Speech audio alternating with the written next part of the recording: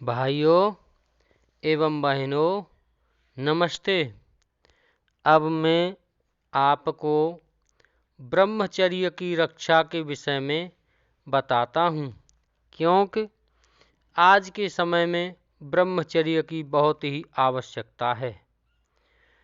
दिन प्रतिदिन मनुष्य, पुरुष, स्त्री कमज़ोर होते चले जा रहे हैं। यहाँ तक कि मजदूर खेती में काम नहीं कर पा रहा है, मजदूरी करने में थक रहा है। और जब से यह रिफाइंड आई है तब से मनुष्यों के अंदर, मजदूरों, किसानों के अंदर शरीर में कमजोरी आ गई है और भी अधिक कमजोरी आ गई है। तो ब्रह्मचर्य की रक्षा में बाधक यह रिफाइंड तेल है, रिफाइंड। और दूसरा डालडा भी है, यह भी, जिसे वनस्पति घी कहते हैं, यह भी नहीं खाना चाहिए।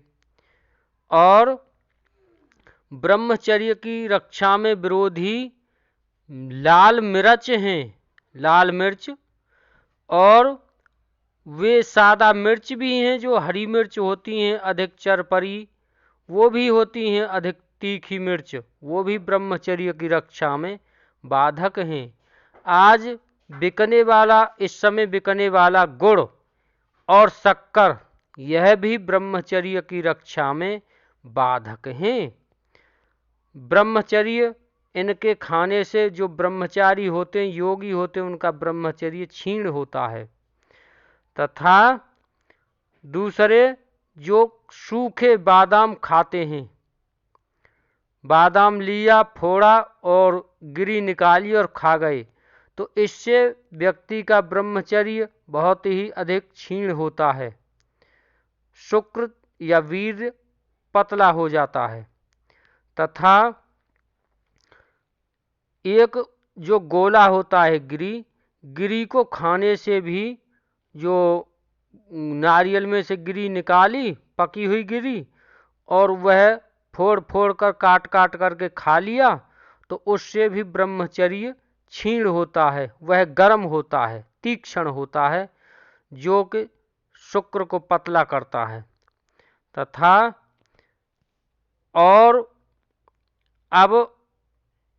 और भी ऐसी बहुत चीज़ हैं, जैसे ये टॉफ़ी होती हैं, और ये जो जंक फूड होते हैं, जंक फूड ये होते हैं, ये भी ब्रह्मचर्य को क्षीण करते हैं। ब्रह्मचर्य के लिए सहायक सादा रोटी खाओ।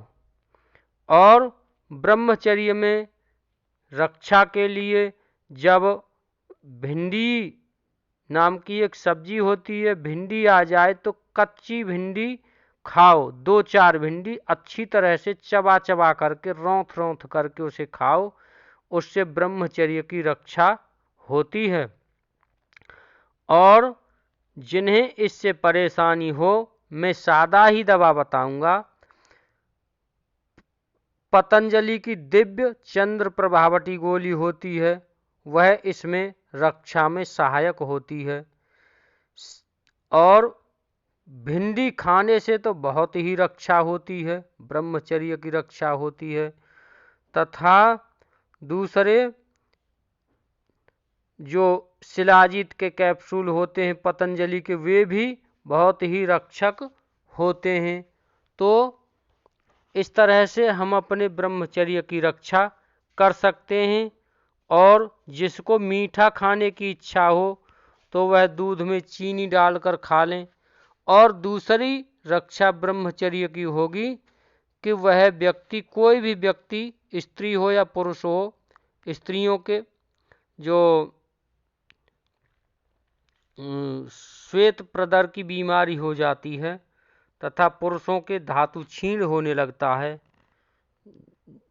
तो इससे बचने के लिए आपको जो मैंने दवा बताई है, यह प्रयोग करनी चाहिए। और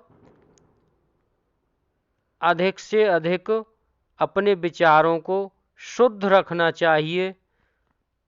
भिंडी का प्रयोग बताया, और भी अनेकों जो मैं ऐसी चीज बताता हूं जो शरीर में किसी भी प्रकार की हानि न हो सके। तो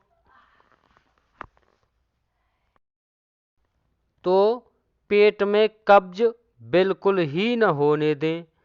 अगर किसी के पेशाब में जलन होती हो, अर्थात किसी का पेशाब मूत्र बहुत ही गर्म आता हो, तो वह बीकासूल के कैप्सूल ले ले। 4-6 कैप्सूलों में उसकी जो अंदर की गर्मी है वह बिल्कुल दूर हो जाएगी। और एक कोवाडेक्स भी कैप्सूल होता है जो बीकासूल, जिसमें विटामिन बी कम्प्लेक्स ही होती है। किसी डॉक्टर से सलाह ले सकते हैं, छोटे मोटे डॉक्टर से, कि कोवाडेक्स जो कैप्सूल होता है उसमें विटामिन बी होती है, बी कम्प्लेक्स, तथा बीकासूल में भी विटामिन बी कम्प्लेक्स होती है। डॉक्टर से सलाह ले सकते हैं अपना भ्रम दूर करने के लिए, अपनी शंका हल करने के लिए। तो आप जो कब्ज हो जाती है तो दूध से त्रिफला प्रतिदिन लेना चाहिए। रात को सोते हो आप, दूध से त्रिफला प्रतिदिन लेना चाहिए। और कभी कभी, जैसे सबके लिए शहरों में दूध नहीं है, तो उसके लिए भोजन करने के बाद पतंजलि का शुद्धि चूर्ण ले सकते हैं, आधा चम्मच शुद्धि चूर्ण भोजन करने के बाद, और कुछ दिनों के अंतराल पर, जैसे 10 दिन, 1 महीने, इस तरह से, तो वह चूर्ण भी पेट को बिल्कुल साफ कर देता है। जल से लेना है शुद्धि चूर्ण। और जिसकी मल खुशक आता हो, टाइट मल आता हो, तो वो विटामिन बी कम्प्लेक्स की गोलियां या कैप्सूल ले सकता है, जैसे बीकासूल में होता है, कोवाडेक्स में भी होता है। तो किसी डॉक्टर से, जो डॉक्टर होते हैं छोटे छोटे जो बिना फीस वाले, और ऐसे डॉक्टरों से सलाह ले सकते हैं कोवाडेक्स के विषय में। कोवाडेक्स में भी विटामिन बी कम्प्लेक्स ही होता है। और भी केमिस्ट से पूछ सकते हैं। तो बस मैं यहीं पर अपनी बात को समाप्त करता हूं, और नमस्ते। जिन महिलाओं की श्वेत प्रदर की बीमारी होती है, तो वे पतंजलि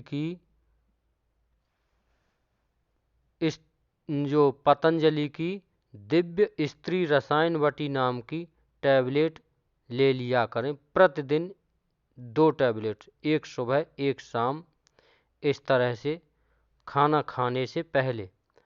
और यह टैबलेट आधा घंटे पहले, भोजन से आधा घंटे पहले लेनी चाहिए, और भोजन के बाद लें तो 2 घंटे बाद। इससे उनके श्वेत प्रदर की बीमारी, जिसे लिकोरिया बोलते हैं, वह बीमारी बिल्कुल ही ठीक हो जाएगी। ये गोलियां अनुभव सिद्ध प्रयोग हैं। कई महिलाओं पर यह बीमारी ठीक हो चुकी है, कई महिलाओं की यह बीमारी ठीक हो चुकी है पतंजलि की दिव्य स्त्री रसायन बटी गोलियों से। तो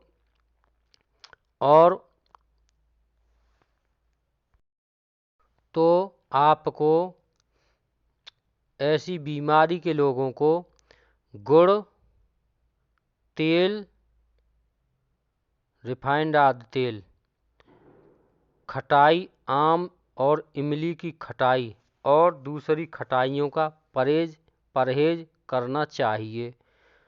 आंवला खटाइयों में नहीं गिना जाता है। आंवले का चूर्ण या आंवला खटाइयों में नहीं गिना जाता है। तो आप अपने स्वास्थ्य को ठीक रखें, आपका स्वास्थ्य बिल्कुल ठीक रहे, यही मेरी परमात्मा से कामना है और परमात्मा से प्रार्थना करता हूँ। हाँ, घरों में सरसों का तेल छुकता है और कुछ रिफाइंड में छौंकते हैं, जो पकाते हैं सब्जी को, तो थोड़ा डालें, थोड़ा डलवाएं, अपनी तरफ से एक्स्ट्रा तेल न डालें। जब तक आपकी बीमारी, आपकी दवा चले, तो इसे जब तक न डालें, अधिक मात्रा में न लें। और रिफाइंड तो अधिक मात्रा में खानी ठीक भी नहीं है। इससे इंसान दिन प्रतिदिन कमजोर होता चला जा रहा है। आयोडीन युक्त नमक नहीं खाना चाहिए। इसके स्थान पर आप सेंधा नमक खा सकते हैं। इससे भाई राजीव दीक्षित की वीडियो में बताया है कि नपुंसकता पैदा होती है आयोडीन युक्त नमक से। तथा और जो ऋषियों ने